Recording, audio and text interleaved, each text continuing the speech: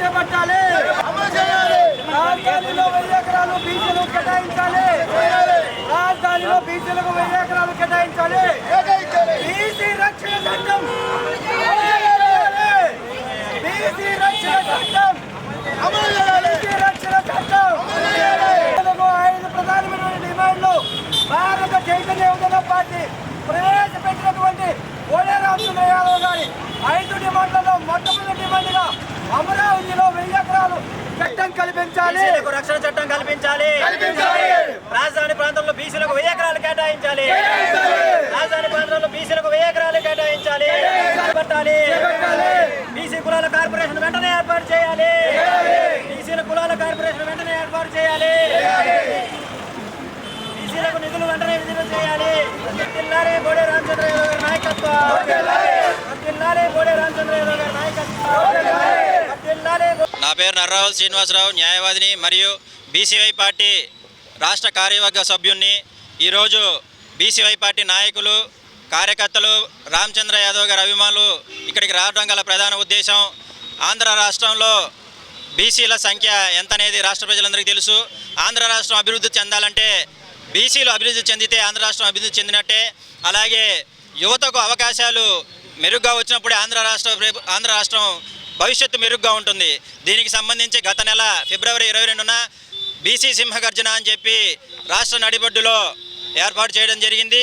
దానిలో మా అధ్యక్షులు, బీసీ పార్టీ అధ్యక్షులు రామచంద్ర యాదవ్ గారు ప్రధానంగా గవర్నమెంట్కి 5 డిమాండ్లను చేయాలని చెప్పి ప్రకటించడం జరిగింది. దానిలో ముఖ్యంగా బీసీలకు రక్షణ చట్టం అమలు చేయాలని చెప్పి, ఎన్నో తరాల కిందటి నుంచి మేము అనగారిపోయిన వర్గాలు అనేక మంది ఉన్నారు. 139 కులాలు ఉన్నారు బీసీలలో. వాళ్ళని కూడా ఇంకా నీచంగా చూసే పరిస్థితి ఈ రోజుల్లో ఇంకా ఉందంటే దానికి బీసీ రక్షణ చట్టం అమలు లేకపోవడమే. మరి ముఖ్యంగా ప్రభుత్వమే మేము బీసీ రక్షణ చట్టం అమలు చేస్తామని చెప్పి ప్రకటించడం కూడా జరిగింది. గెలిచి 2.5 సంవత్సరాలు అవుతున్నప్పటికీ ఇప్పటికీ బీసీ రక్షణ చట్టం గురించి ఎటువంటి అడుగు ముందుకు పడలేదు. కాబట్టి ఇమీడియట్గా బీసీ రక్షణ చట్టాన్ని అమలు చేయాలని చెప్పి అధ్యక్షులు డిమాండ్ చేయడం జరిగింది. దాంతోపాటు 1000 ఎకరాలు రాజధాని ప్రాంతంలో బీసీలకు కేటాయించమని చెప్పి కూడా అడగడం జరిగింది. ఎందుకంటే బీసీలకు ఎక్కడా కూడా స్థలాలు లేనటువంటి పరిస్థితి. ఇప్పుడు ఎక్కడైతే హైదరాబాద్లో చూస్తున్నామో ఎక్కడా కూడా మాకు సరైన ప్రాతిపదికం లేదు, ఇండస్ట్రీస్ పెట్టుకుంటామంటే స్థలం లేదు. ఇప్పుడు రాజధాని ఏర్పడింది కాబట్టి మాకు సరైన అవకాశాలు కలగాలంటే మాకు భూములు ఉండాలి. కాబట్టి 1000 ఎకరాలు కేటాయిస్తే మేము కూడా పారిశ్రామికవేత్తలుగా, అలాగే ఇండస్ట్రీ పరంగా కానివ్వండి, హాస్పిటల్స్ కానివ్వండి, బీసీలు కూడా నెలకొల్పి భవిష్యత్తులో బాగుపడే దానికోసం 1000 ఎకరాలు కేటాయించమని చెప్పి డిమాండ్ చేయడం జరిగింది. అలాగే మేమెంతో మాకంత అనే నిదానంతో కులగణన కూడా సమగ్రంగా చేపట్టి ఎవరి కులాలు అయితే ఎంతమంది దామాషా ప్రకారంగా ఉన్నారో వాళ్ళకి అసెంబ్లీలో తగు ప్రాధాన్యం కల్పించాలి. వాళ్ళు ఎంతమైతే ఉన్నారో మేమెంత మాకంతని నిదానంగా ఎమ్మెల్యే సీట్లు కేటాయించి వారి యొక్క నినాదాన్ని, వారి యొక్క గొంతుకును అసెంబ్లీలో వినిపించాలనేదితో కులగణన చేయమని చెప్పడం జరిగింది.